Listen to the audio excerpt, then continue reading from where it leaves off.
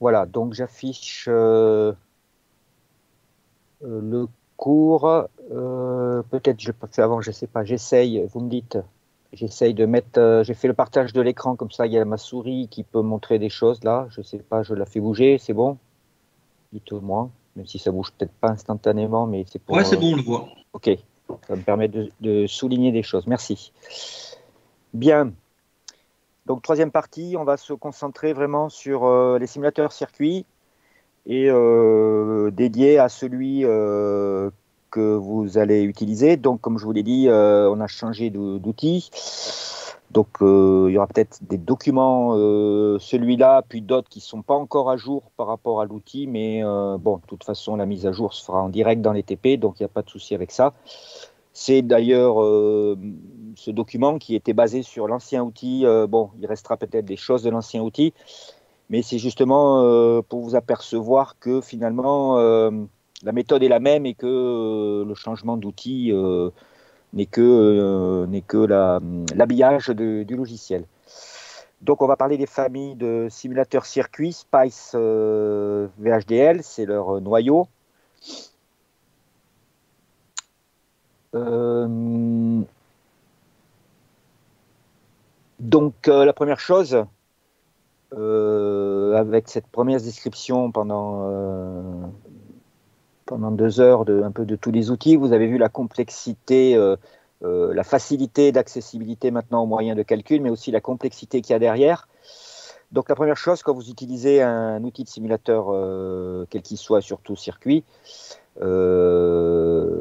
il y a beaucoup d'interfaces. Voilà. Alors, pour info, donc ce document, ce troisième document est aussi, j'allais dire, n'est pas directement le document sur lequel vous allez travailler, mais c'est un peu un tutoriel du simulateur. Voilà. Donc là aussi, il vous sera conseillé, soit informatiquement, soit sur papier si vous l'imprimez. Normalement, j'imprime les documents je vous ai donné les polycopes. Voilà, je ne sais pas si j'aurai le temps ou si je pourrai le faire là, mais ce troisième document, en fait, sert un peu de tutoriel du logiciel. Voilà, hein. Donc il y a des informations sur des particularités dans les menus, etc. Voilà, donc c'est un peu le but de le prendre comme ça. Donc première chose, vous avez beaucoup d'interfaces dans ces outils, même si l'habillage, quand vous l'ouvrez, je dirais, est fait de façon conviviale. Il faut savoir que derrière, il y a beaucoup de calculs et beaucoup de fichiers qui sont générés que vous n'avez pas à gérer, que l'on n'a pas à gérer, mais qu'on doit savoir quels sont les fichiers générés et quels qui sont utilisés. Alors, avec tout aujourd'hui, je pense que vous avez l'habitude, et ça, c'est des choses que tout le monde utilise maintenant quand il ouvre un logiciel de ce type. Il y a souvent l'architecture sous forme de projet, hein. On ouvre un projet, donc il y a un arbre qui indique votre projet, et puis il y a tous les outils que vous êtes en train d'utiliser qui sont marqués de façon hiérarchique comme des dossiers, etc. Voilà. Donc, ce qu'il faut bien comprendre, c'est que derrière, il y a beaucoup d'interfaces en transparente qui sont connectées et que tout dépend, hein, donc c'est l'approche de base, tout dépend du nom de votre projet. Voilà. Et quand vous mettez un nom à un projet ou à un circuit, eh ben, il faut savoir qu'il va référencer les dizaines de fichiers qu'il fabrique par la suite et qui sont référencés avec ce nom. Donc, la première partie, quand on utilise cet outil, c'est de bien choisir ce nom projet. Voilà, hein, parce que de lui va dépendre votre capacité à retrouver en fait surtout des informations. Voilà, donc le but c'est d'avoir un peu d'approche par rapport de l'outil informatique. Donc, en général, vous créez quel que soit le logiciel, nouveau projet ou nouveau fichier ou voilà, et à vous de mettre le nom projet. Donc, quelques conseils, même si vous, peut-être certains, vous le savez, mais on retrouve des fois des choses. Ne pas mettre de nom générique, genre TP1, etc., ou TP avec mon nom, ou peu importe, hein. Mettre vraiment votre nom à vous et le nom de votre projet. Là aussi, c'est pour avoir une approche professionnelle, hein, en entreprise, tout ça. Ben, la nomenclature des projets informatiques ou des dossiers projets est très importante. Voilà. Donc, quelques conseils, hein. Moi, je mets en général, moi, comment je travaille, et surtout que maintenant, à une époque, là aussi, des choses que vous n'avez pas connues, mais euh, quand on était sur, il y avait des limites au nom des fichiers informatiques, hein, il n'y avait que 8 caractères qu'on pouvait mettre, donc il fallait bien choisir ce qu'on mettait pour pouvoir reconnaître le nom du fichier. Aujourd'hui, alors, vous avez des limites qui sont 64 bits, enfin, je ne sais plus quelles sont les limites des fichiers informatiques, mais enfin, vous pouvez mettre des renseignements que je mets, moi, toujours dans un nom fichier. Je mets en général de l'exercice, mais vraiment très ciblé, hein. Je ne mets pas TP1, je mets amplificateur électronique, je mets, voilà, je le mets en résumé, ampli ELEC, voilà. Donc je mets déjà le nom du projet pour dire exactement sur quoi je travaille. Puis après, je sépare par des tirets ou des tirets en dessous. Je mets soit mon nom, hein, voilà, ou mon sigle, mes initiales, et puis je mets la date. Voilà. Comme ça me permet de savoir, de retrouver. C'est simplement une gestion de ce projet et de retrouver exactement son nom. Donc c'est important cette première approche. Voilà. Alors pour exemple, vous avez un exemple de hiérarchie des fichiers dans plusieurs outils, hein, comme je vous le disais. Alors là, c'est dans Simpler. Rien qu'en créant un nom fichier, voilà, de l'utilisateur, regardez, il fabrique avec le même nom, vous voyez, de façon générique, il fabrique tout un tas d'extensions en interne. Voilà, donc là, vous avez un répertoire, hein, on ne le voit pas vraiment, mais c'est le répertoire de travail de votre logiciel. Et là, il est en train de compiler toutes les fichiers, et la seule information qu'il a, c'est votre nom que vous avez donné au début. Donc, vous voyez toutes les actions, tous les noms de fichiers qui va être fabriqués pour ce genre d'outils. Voilà. Alors ici, une petite page pour vous donner un peu des idées, des choses qu'il faut savoir importantes, parce que des fois, là, j'essaye de travailler aussi, de vous expliquer à éviter ce qu'on appelle les bugs informatiques, hein. Les bugs, ils arrivent, mais souvent, en informatique, l'important, c'est plus de bien référencer tout, de bien pour s'y retrouver. Voilà. Donc là, vous avez un peu 4 familles de programmes, et puis les différentes extensions de fichiers qu'il va utiliser pour travailler, hein. Chaque fois que vous allez utiliser un seul projet, lui, il va il va générer différentes extensions de fichiers. Alors, le premier, c'est tout simplement Spice. Donc ça, c'est très générique, c'est normalisé dans le monde entier. Quand vous utilisez un Spice, quel que soit son nom, sa marque, il va vous fabriquer, avec votre nom projet, il va vous fabriquer le fichier du modèle, le fichier des conditions de simulation et le fichier des résultats. Et éventuellement, suivant les logiciels, s'il a des affichages ou des fichiers de données affichés ou traités, des fichiers de post-processeur. Donc, je vous ai donné quelques exemples sur 4 outils. Sur Spice, c'est générique. Tous les Spice en général, quelle que soit leur marque, vous allez retrouver. Dès que vous allez faire un schéma et que vous l'avez l'enregistré, vous allez retrouver un point CIR, tout simplement, CIR pour circuit. Les simulations, c'est point DIN. Les résultats, c'est point out. Hein, c'est en bleu pour le Spice. Voilà. Donc ça, c'est déjà 3 extensions de base. Si vous êtes perdu à un moment donné, dans votre projet, peu importe, vous avez perdu son nom ou vous ne retrouvez plus, si vous creusez un peu dans vos répertoires de travail, vous allez retrouver, si vous avez perdu le schéma, vous allez retrouver quelque chose .cir et vous pouvez le récupérer. Pour info d'ailleurs, puisque Spice, là, c'est normalisé, ces extensions, .cir, .din, .out, sont transférables entre personnes, entre plateformes. Voilà. Hein, donc, vous avez un fichier, vous voulez le passer sur un autre Spice et vous ne voulez pas redessiner le schéma, ou alors vous voulez le passer à un collègue, ou peu importe, et vous pouvez envoyer directement, non pas le fichier projet parce qu'il va être propriétaire de votre logiciel, mais tout simplement le fichier .cir qui a été fabriqué. Hein, et d'ailleurs, il y a on le verra tout à l'heure, il y a dans tous les fichiers Spice, il y a des menus pour fabriquer ce fichier-là et le sortir, l'exporter directement. Voilà. Donc on peut se transmettre également les résultats. Les résultats, voilà, une fois que vous avez fait une simulation, vous avez des résultats, vous voulez les transmettre dans un autre logiciel. Donc voilà. Donc ça, ce qui est important, ce premier format en bleu, c'est qu'il n'est pas propriétaire. Hein, il est compatible avec tous les outils. Alors nous, on va travailler sur le deuxième outil qui ressemble à un Spice, mais un peu amélioré, Multisim, en orange. Donc vous retrouvez pour les mêmes types de travaux,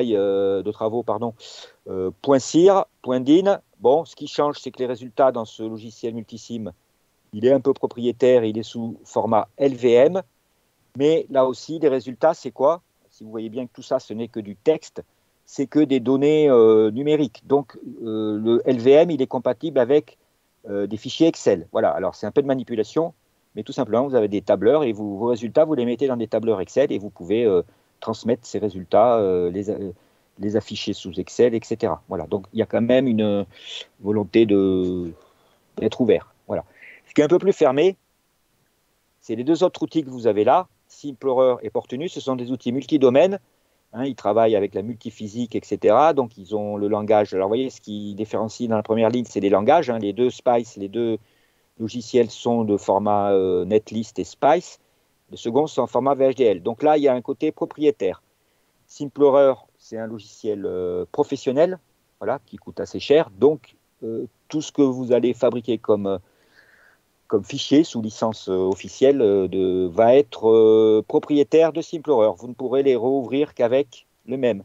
Donc, vous voyez, les modèles, ça sera extension, par exemple, SSH. Vous ne pourrez pas les rouvrir avec n'importe quel Spice. Alors, ils proposent ces outils. Portunus, c'est pareil. Voilà, c'est tout intégré. Voilà. Alors, ces deux outils proposent des exports. Et là aussi, je pense que peut-être certains, vous l'avez vu ou vécu. Vous voulez exporter votre fichier de Simplerer pour un Spice en CIR.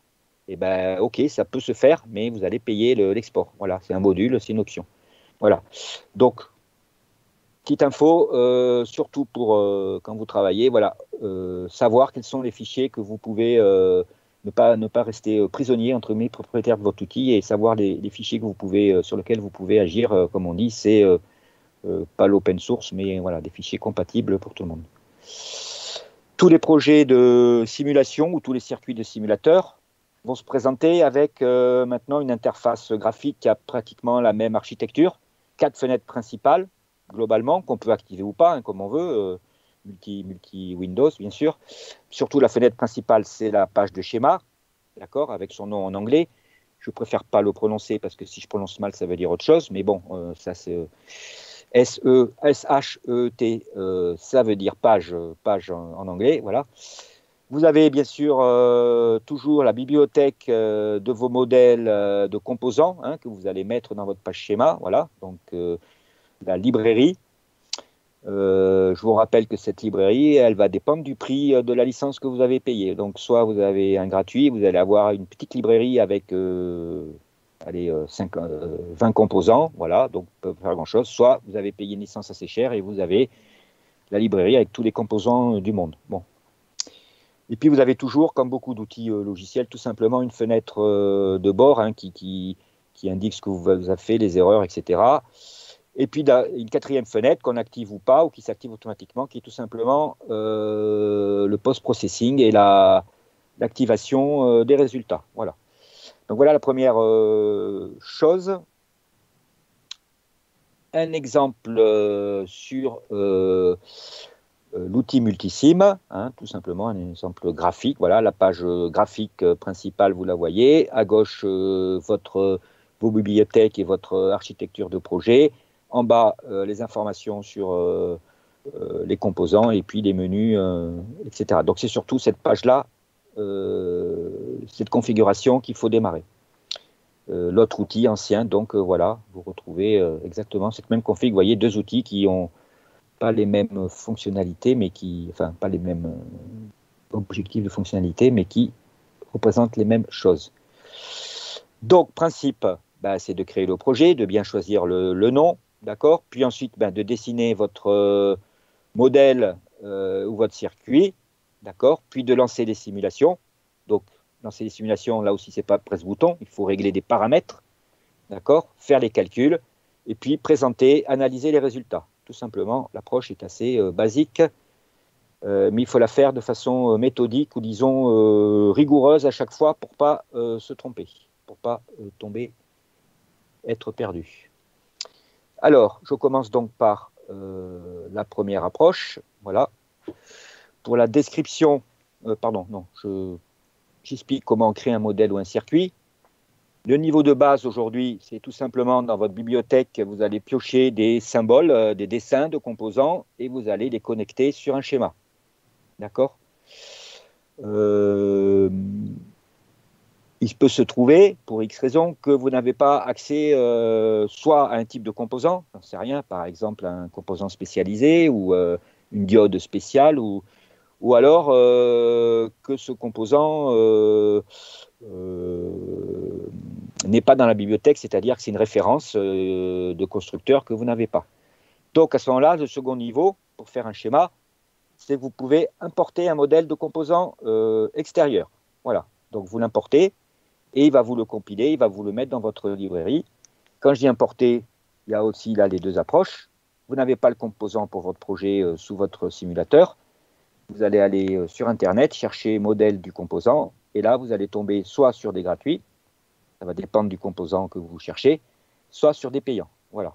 En général, les gratuits, ça va être quoi? Ça va être les modèles de composants qui ont quelques années maintenant, qui sont dans le commerce. Hein. Ça va être une porte logique, un circuit intégré qui, ça y est, il est plus du tout cher et donc il est dans le commerce depuis des années. C'est un composant courant, donc là, le modèle est gratuit. Par contre, c'est un modèle un peu récent, ou alors c'est un modèle de nouveaux composants de circuit intégré qui a été modifié. Donc là, en général, le modèle est propriétaire, le modèle électrique est propriétaire avec son symbole et tout, avec les numéros des pattes et tout, hein, tout ce qui fait l'architecture du modèle, mais ses équations à l'intérieur, son fonctionnement électrique, est propriétaire du fabricant. Donc soit il vous le vend, un peu comme, voilà, c'est comme la VOD, quoi, c'est modèle on demand, MOD, et ça va dépendre des prix et du modèle et de l'importance. Voilà, enfin de la performance du produit. Soit ben, vous n'avez pas envie de payer, et puis vous êtes très fort en simulation, et donc vous pouvez créer vous-même vos modèles. Voilà, c'est-à-dire vous pouvez, c'est pas dessiner un composant, hein, c'est c'est dessiner un symbole, bien sûr, un boîtier avec des pattes, mais derrière, c'est ouvrir et c'est programmer vous-même la fonction du composant. Voilà. Alors en général, qu'est-ce qui se passe à ce niveau expert, hein, ça, c'est qui fait ça? Ben, c'est soit, comme je vous disais juste avant, les fabricants de circuits, de nouveaux circuits, c'est eux qui fabriquent le modèle, donc ils utilisent un outil que vous avez, vous pouvez le faire avec les simulateurs SPICE, hein, ça, se créer un modèle. Voilà, vous avez un menu, créer votre modèle, et voilà. Sauf qu'il va falloir donc faire un peu de programmation netlist, hein, connaître un peu la syntaxe, elle n'est pas trop compliquée, c'est le numéro des nœuds, c'est des équations qu'on récupère entre des nœuds, etc. Mais ce qu'il va falloir mettre dedans dans ce modèle pour qu'il fonctionne, c'est les vrais paramètres de votre circuit. Et là, soit vous avez le circuit en vrai devant vous, et soit vous avez les informations techniques du circuit, genre le courant max, tout ça, toutes les performances du circuit. Donc là, il faut quand même que votre modèle représente vraiment le composant. Donc il faut mettre les paramètres techniques, technologiques. Et là, vous allez vous heurter, si vous n'êtes pas le fabricant du composant, à bien sûr quelque chose qui est propriétaire.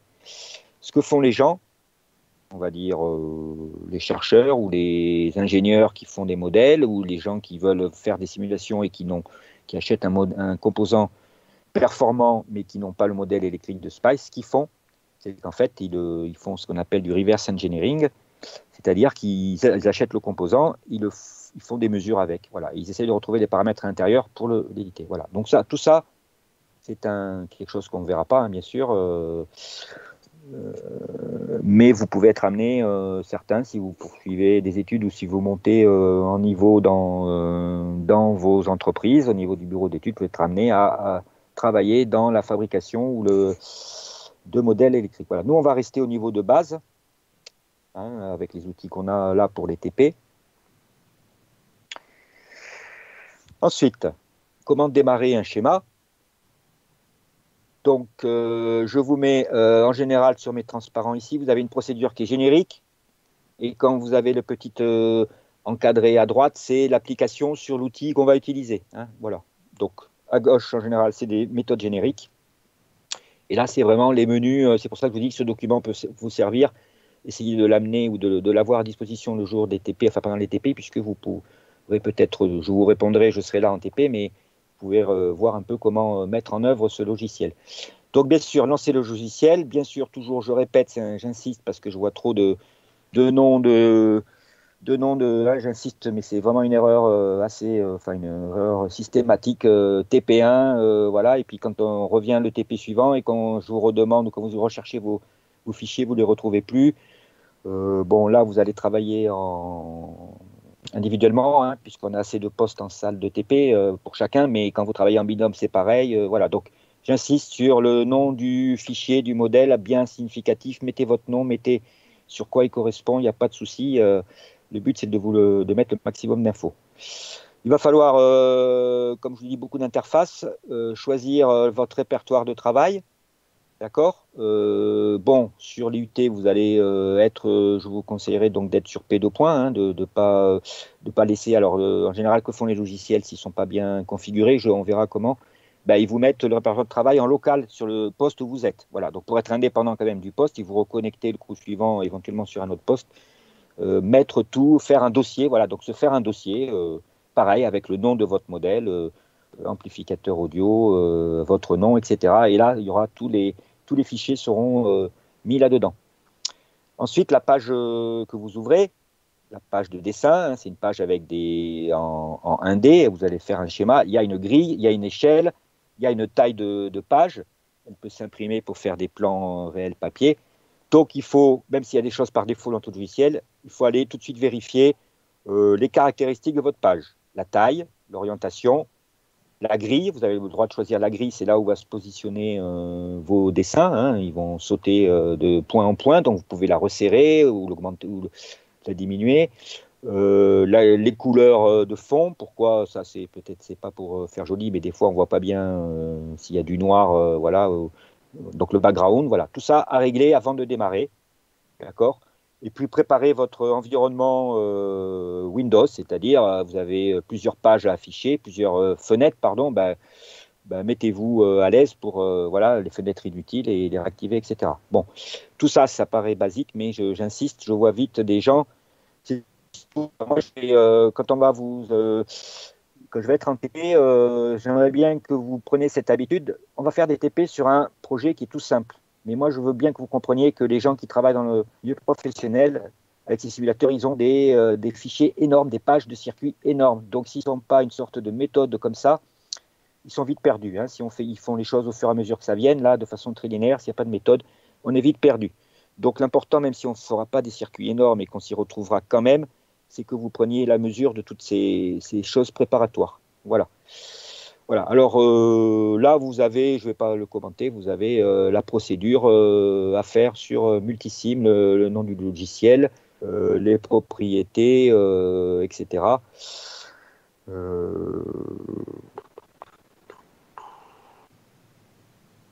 Voilà, et les boîtes à activer. Tiens, je réfléchis à quelque chose, mais ça peut être... Oui. Ok. Donc,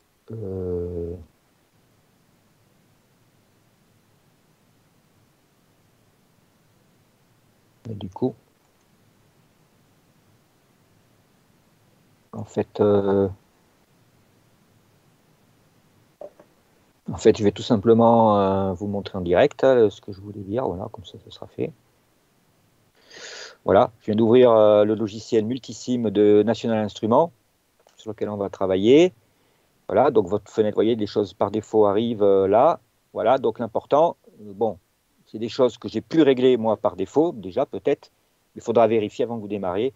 Voilà, en général, on va travailler sur une page A4. Hein. Donc, si vous faites, voilà, donc View également vous permet d'avoir différents outils. Vous voyez ici, j'ai tout simplement ma liste de projets, comme ça je peux aller naviguer, je peux faire la navigation dans mon projet. Là, c'est la page circuit. Et là, j'ai la fenêtre qui va m'indiquer si j'ai des bugs, etc. Donc, en général, celle-là, on la met là. On essaie d'avoir beaucoup de place pour dessiner. Voilà, un peu déjà la première partie. Après, donc, qu'est-ce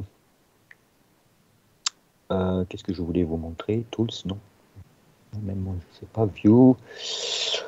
Oui, je voulais. Voilà, c'est ça. Les propriétés de la pâte. Donc, avant de démarrer, d'aller piocher, mettre des circuits là-dedans, ce qu'il faut faire, vous comprenez bien que votre circuit, il faut qu'il rentre dans cette page. Donc, déjà, attention, il faut avoir le schéma au brouillon, un peu, on va dire, et puis de savoir où c'est que vous allez à peu près placer les composants pour ne pas être obligé de les bouger dans tous les sens. Euh,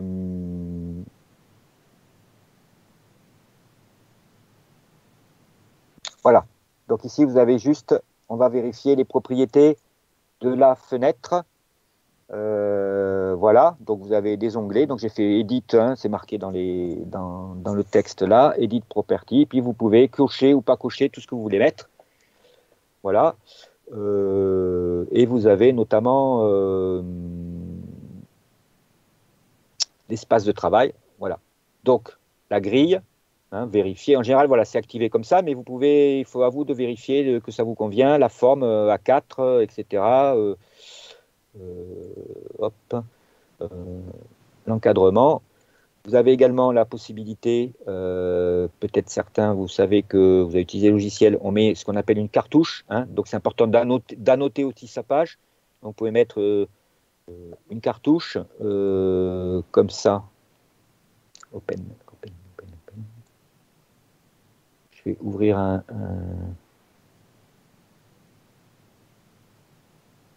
Ouais, c'est pour ça que je ne veux pas faire des démos, mais...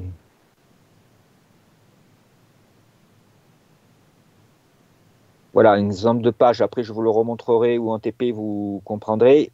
Je souhaite que vous travaillez avec des pages qui soient lisibles et pas que du schéma. Voyez. Donc là, qu'est-ce que j'ai fait sur cette page?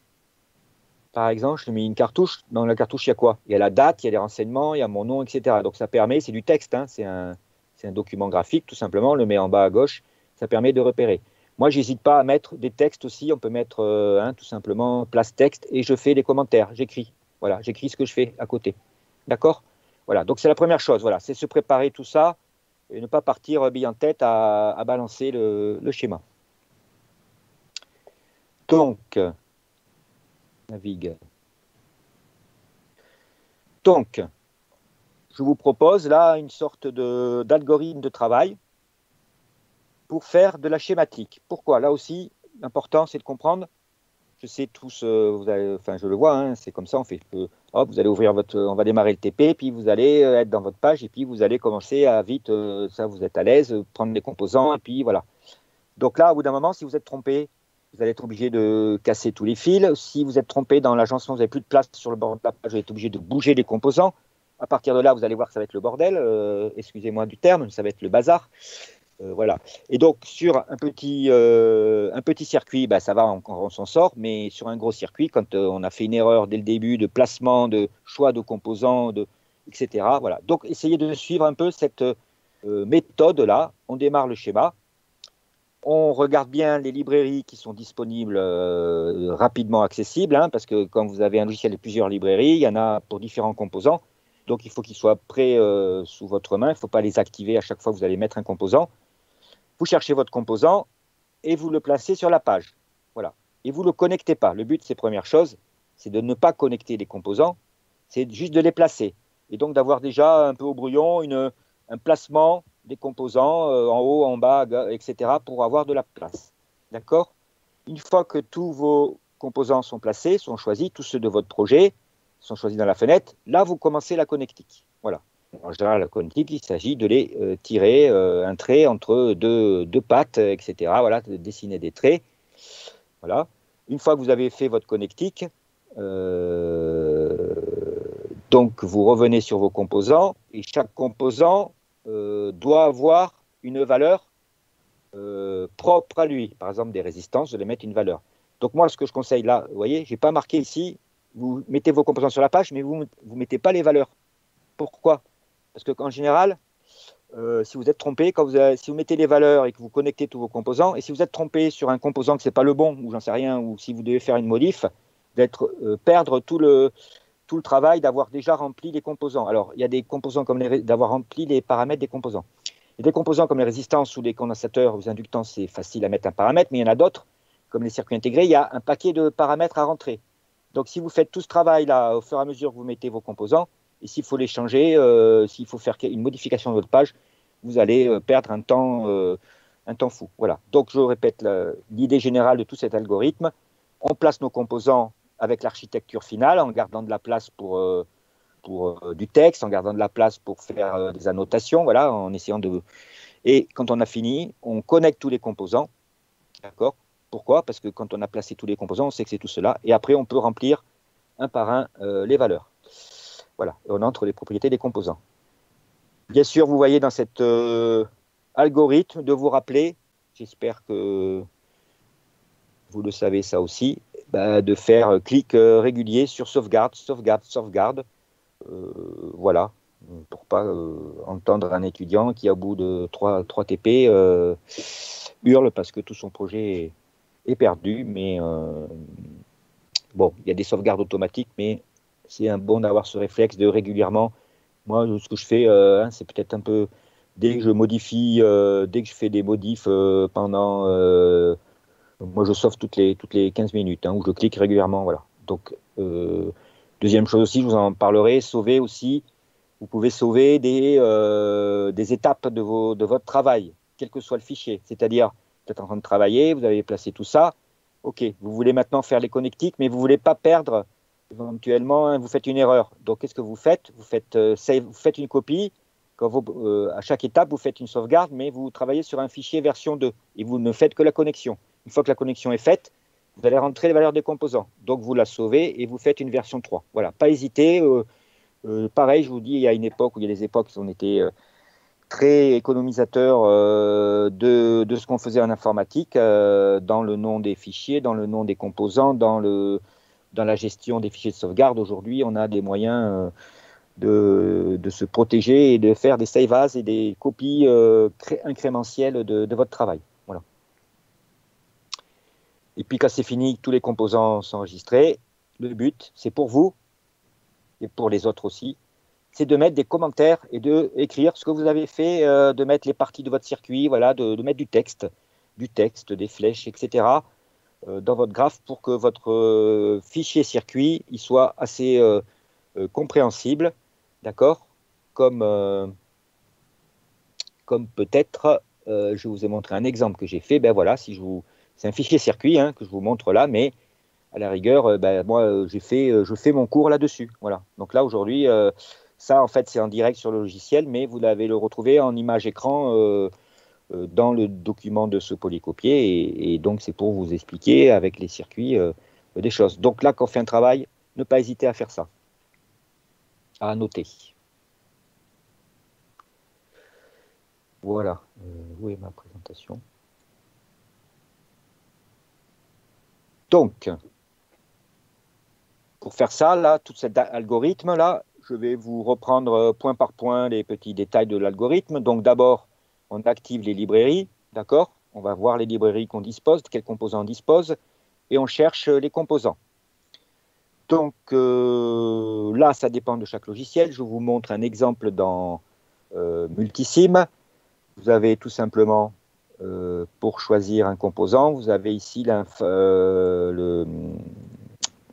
le menu à choisir, place componente, avec le raccourci qui est marqué dans le menu, mais je vous l'ai mis ici, voilà. Et donc, à partir de là, vous avez cette fenêtre qui s'affiche, où il vous met toutes les librairies, d'accord, et tous les composants de chaque librairie. Voilà, il y a un paquet. Il vous met ici le symbole, voilà. Et donc, vous n'avez plus qu'à le choisir ou pas, ou à passer en revue tous les composants. Voilà, vous avez les descriptions de valeur du composant. Vous avez le gestionnaire de librairie.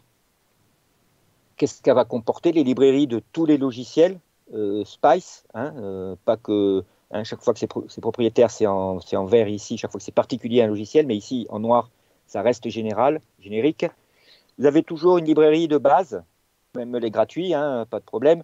Vous avez bien sûr les composants de base électroniques. Vous avez les composants RLC et les composants actifs de base, c'est-à-dire des diodes, des AOP, etc. Voilà, donc avec ça, on fait un minimum. Ça, c'est la librairie de base. Après, vous avez en général une autre librairie qui est toujours là, qui est votre librairie user. C'est que vous, quand vous faites votre projet, en fait, il va tout simplement vous mettre dans cette librairie les composants que vous avez utilisés dans votre circuit qui viennent en fait de la librairie de base, plus éventuellement vos composants que vous pouvez dessiner vous-même, représenter vous-même. Voilà. Donc ça reste, la librairie user, elle reste en fait attachée à votre projet. Et puis vous avez des librairies propriétaires ou complémentaires, soit du logiciel, soit que vous achetez ou que vous implantez. Voilà. Et donc c'est plutôt là tout un tas de composants qui sont aussi des circuits actifs, mais qui vont être avec leurs références réelles et leur vrai comportement, leur vraie tension de fonctionnement, etc. Voilà. Alors, sur Multisim, vous disposez de 3 librairies qui sont basées là-dessus. La librairie de base, Master Database, la librairie User et la librairie Corporate. Corporate qui est spécialisée. Et vous les avez par défaut, hein, ces 3 librairies. Voilà. Donc, petite présentation. Voilà. Classe, componente. Voilà. Donc, je vous le montre un peu rapidement. Voilà, quand vous placez un component, il va vous choisissez votre librairie. En général, par défaut, il vous met sur la librairie de base. Voilà. À partir de là, il y a tous les composants de base, mais vous pouvez essayer, comme il y en a beaucoup, de les catégoriser. Donc, vous les avez par groupe ou famille. Voilà, dans les librairies de base, vous allez avoir, normalement, pour fonctionner sur un simulateur, vous allez avoir les sources, les composants RLC passifs, les diodes, les transistors, les circuits AOP, et puis des portes numériques. Voilà un peu les choses de base que vous avez. D'accord? Voilà, donc vous pouvez les sélectionner, par exemple, sources. Voilà, et là, vous avez toute une liste de sources que vous pouvez choisir, etc. Donc voilà comment travailler et implanter votre schéma avec les composants. Donc,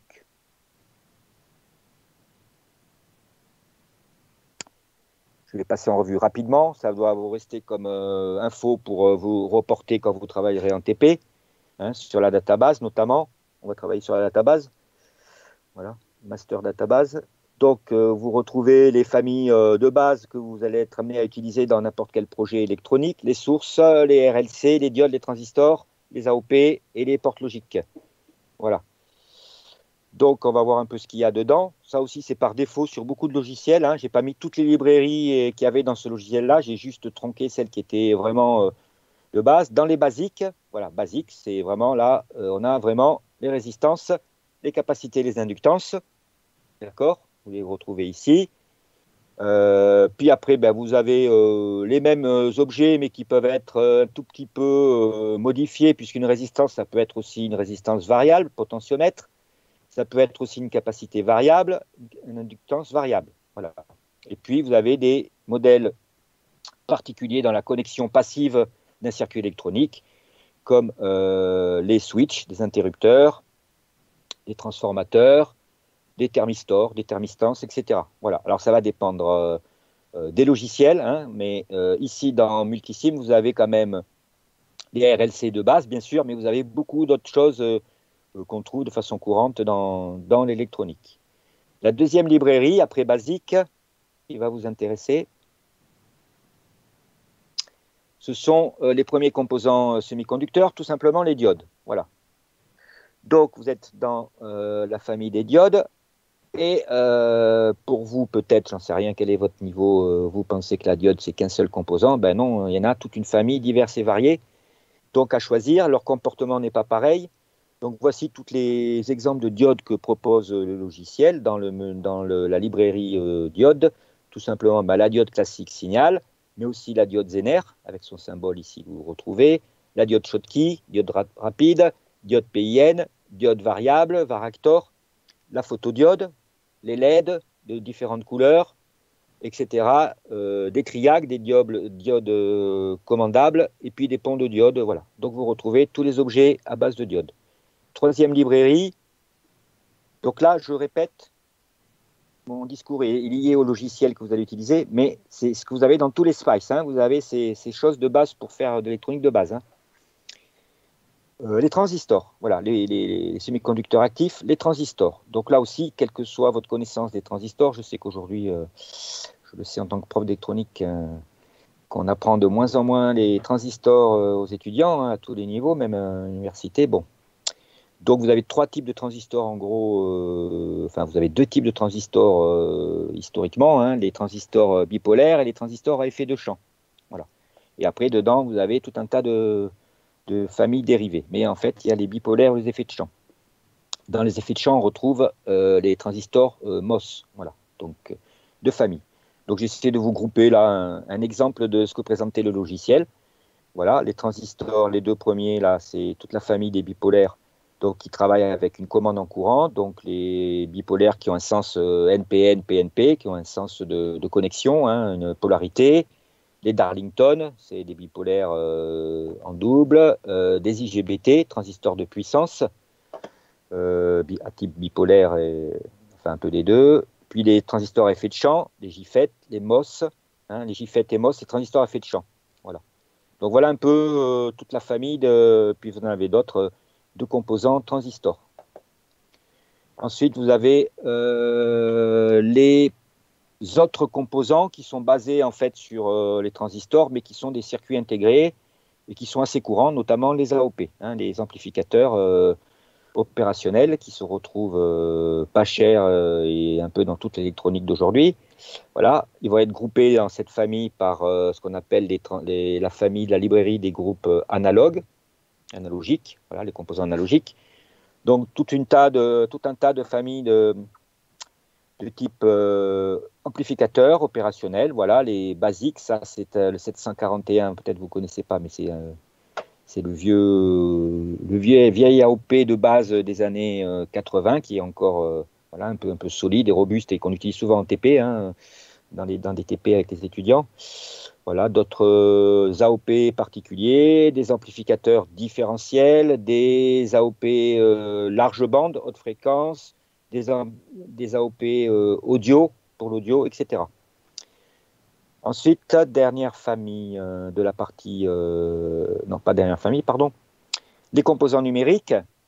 Donc là aussi, vous allez les retrouver tout un tas de composants numériques, de fonctions logiques, hein, tout simplement, des inverseurs, des portes NAND, des bascules, voilà, jusqu'à des circuits numériques assez conséquents, hein, avec plusieurs pattes et plusieurs fonctions synchronisées. Et là, vous allez retrouver en général, ça va dépendre en fait de l'alimentation du format, les deux technologies qu'on retrouve aujourd'hui, la technologie TTL, c'est-à-dire qui est alimentée en 5 volts, et la technologie CMOS, qui peut être alimentée avec des tensions différentes et qui est un peu plus fiable au niveau des performances d'entrée. Voilà. Donc, je vous mets un exemple des bases. Et enfin, dernière chose, je pense que vous avez compris qu'on a passé en revue beaucoup d'éléments d'électronique. Je répète, les composants RLC, les diodes, les transistors, les AOP, les portes logiques. Mais qu'est-ce qui manque, bien sûr, pour qu'un circuit fonctionne? Les sources d'alimentation et les sources de signaux, voilà, les signaux à transformer. Donc, vous avez là aussi dans tous les simulateurs SPICE, circuits, un menu obligatoire, sinon vous êtes fait avoir, même le gratuit, où vous avez quand même des modèles de sources, voilà, de sources et d'alimentation.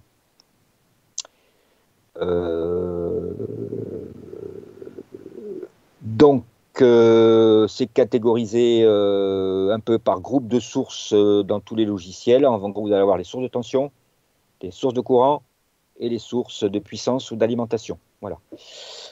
Les sources de tension, vous allez les retrouver avec les différents niveaux, et ça c'est important que je vous le reprécise là.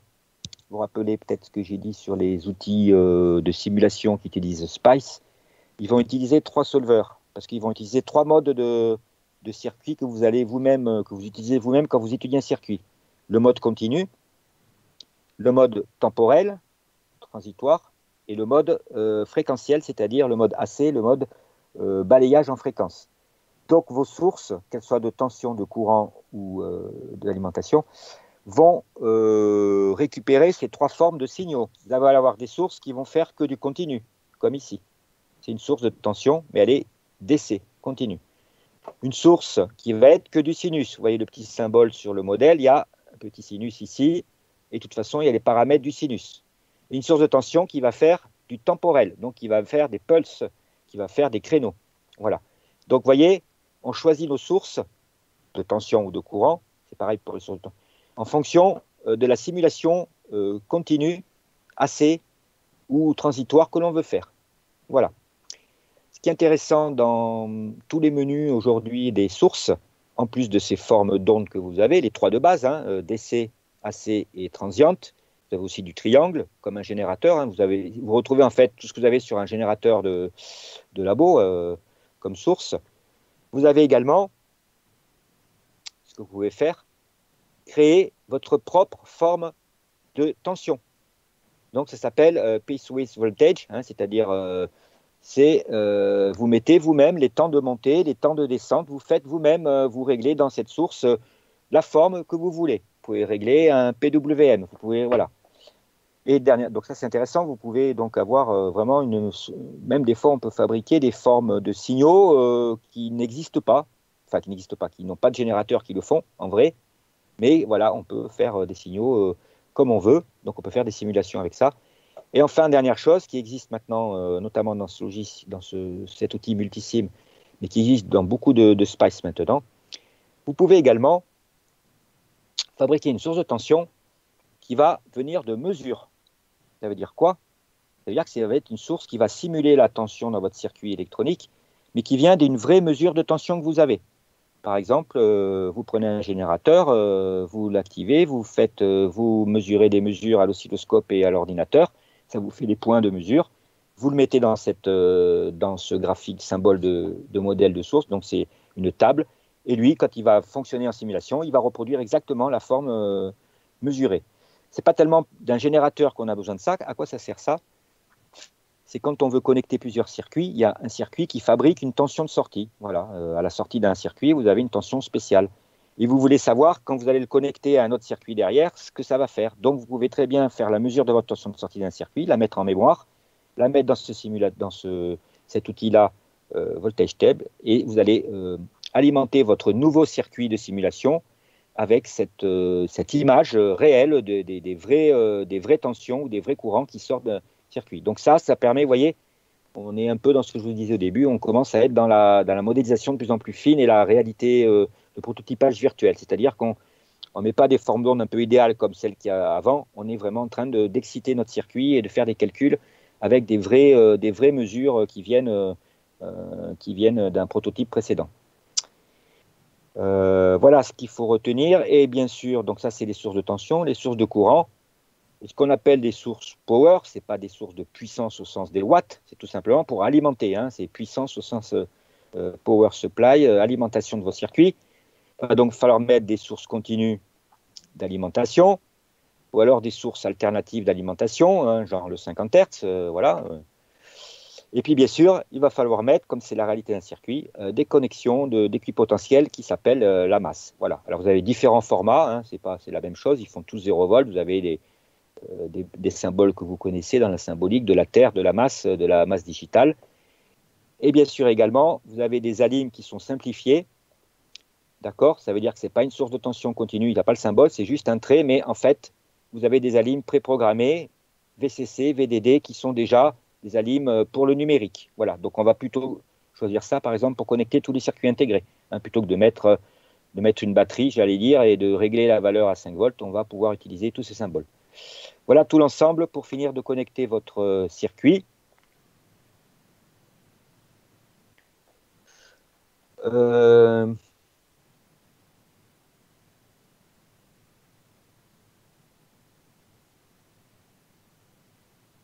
Petite minute.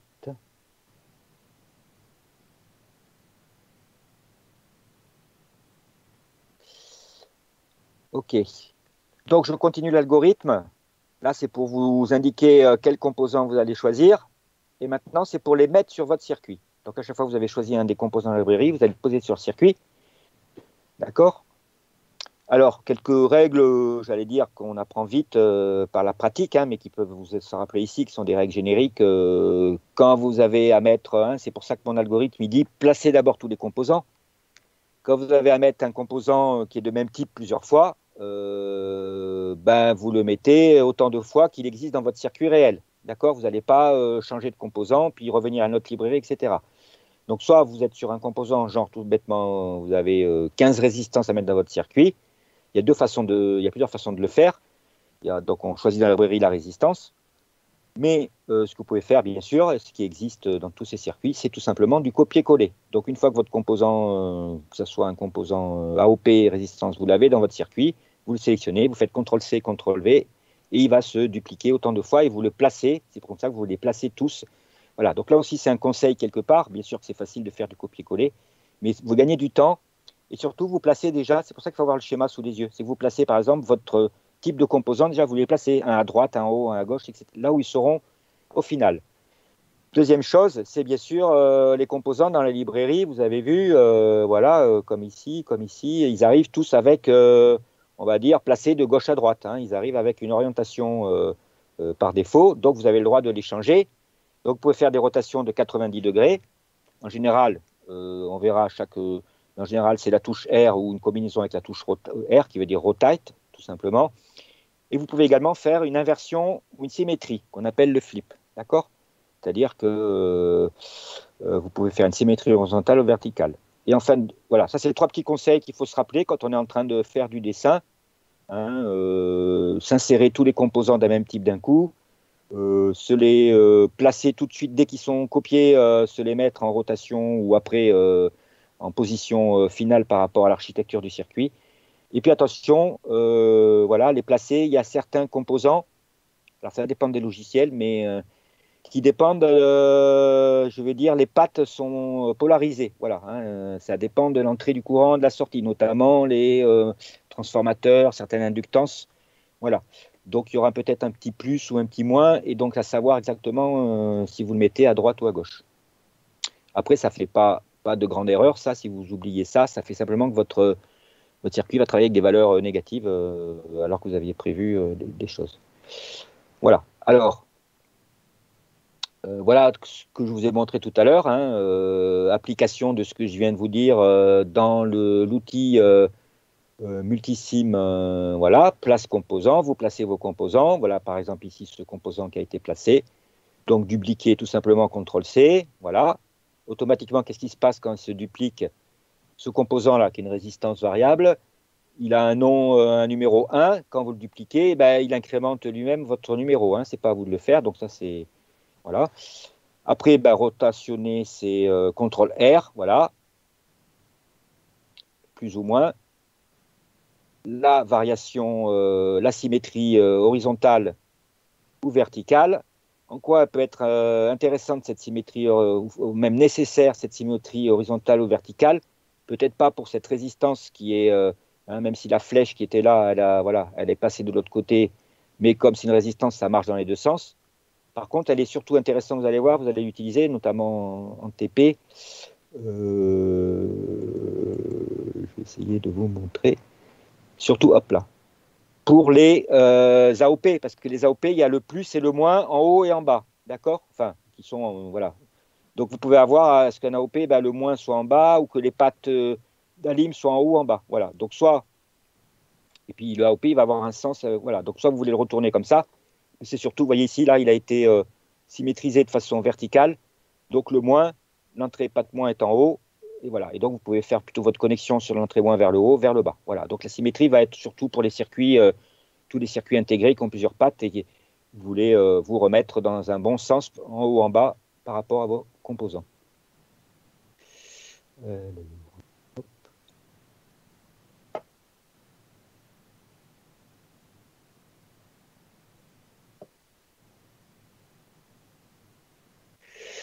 Donc, on continue l'algorithme. Hein, je vous remets.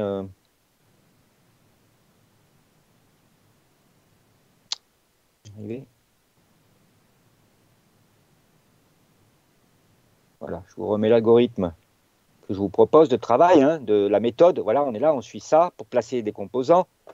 Donc, vous avez choisi vos composants en librairie, vous les avez placés, orientés. Voilà.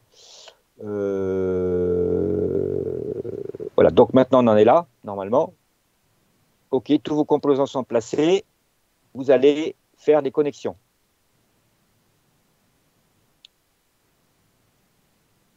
Voilà, donc partie importante parce qu'on peut vite, même si je sais aussi que vous manipulez bien les connexions, mais on peut vite avec différents logiciels et tout ça, avec comment ils connectent, il va vous faire des fils un peu dans tous les sens, donc un peu de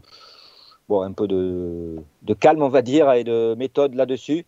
Connecter les composants, tous les logiciels Spice auront un menu wire, hein, c'est la connexion, c'est du fil, voilà. Également, certains, quand vous allez connecter plusieurs fils, vous n'allez pas faire vous-même dessiner le bus, donc il y a des connexions multifils qui s'appellent les bus. Et puis vous avez des connecteurs qui ne sont pas des connecteurs physiques, qui sont des connecteurs virtuels, qui vous permettent de faire des connexions à différents points du circuit. Si vous voulez, la connexion de wire, c'est comme le routage. Si vous avez fait du routage, vous avez vu qu'au bout d'un moment, vous avez des fils qui passent dans tous les sens et il faut s'organiser quand votre schéma est compliqué. Donc les connecteurs, ils permettent de faire des connexions virtuelles sans tirer un trait et donc tout simplement de connecter différents points du circuit uniquement par un nom ou un label. Voilà, comme des drapeaux. Donc là aussi, un peu en rouge pour vous dire, essayez de vous rappeler ça, quelques règles importantes.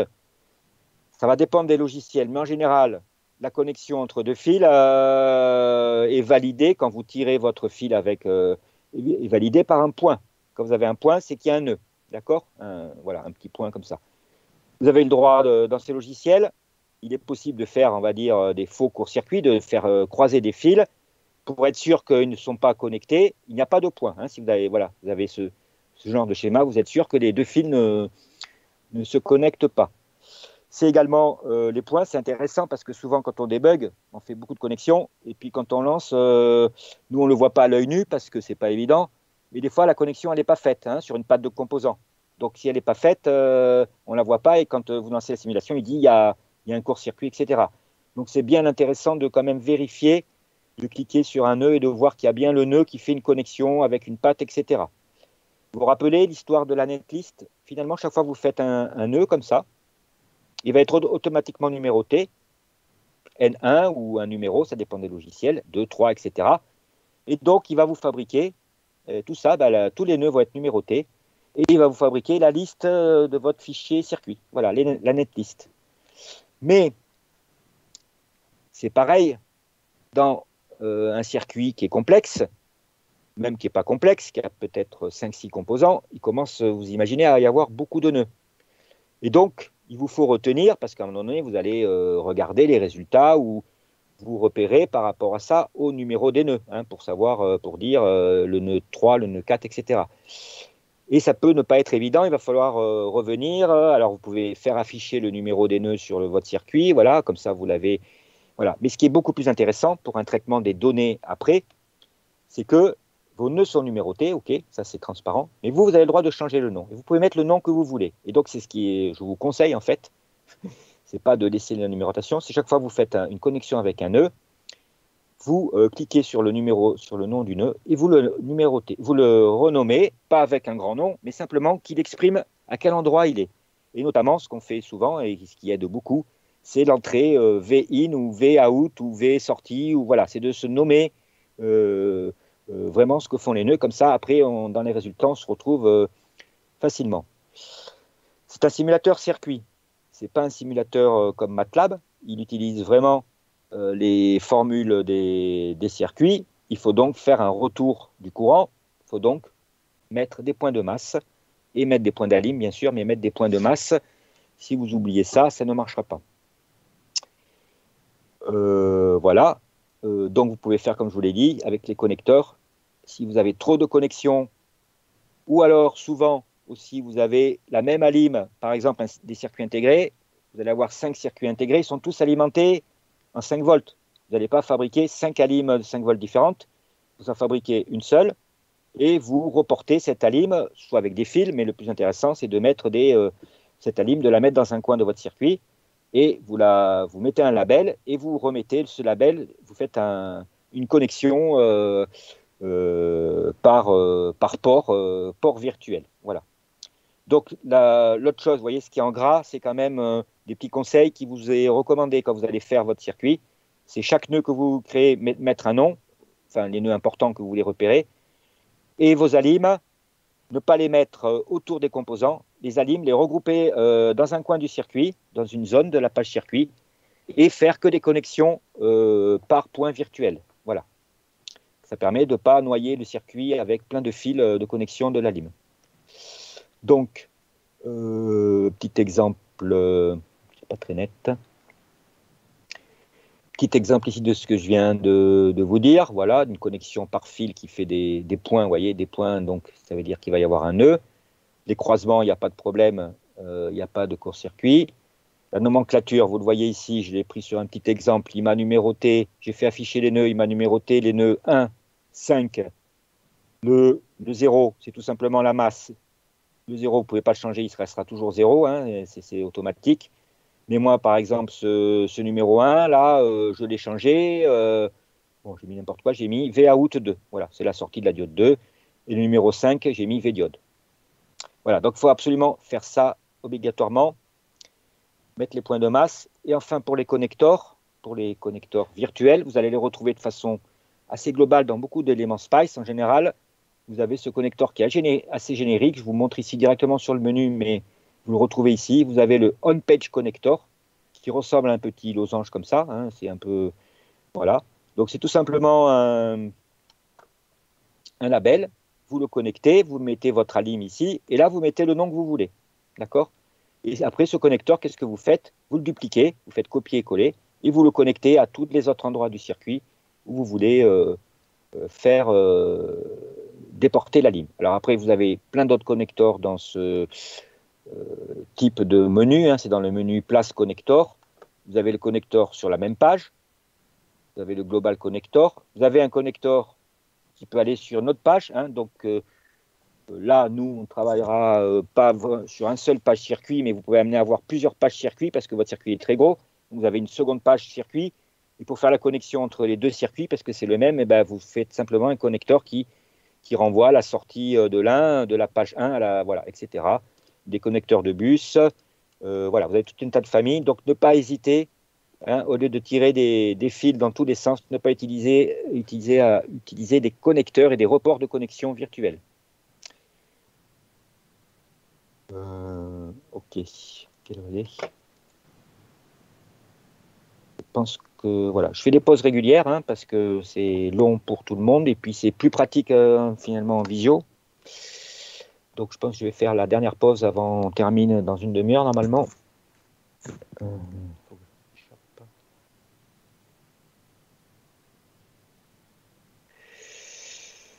Ouais, ok.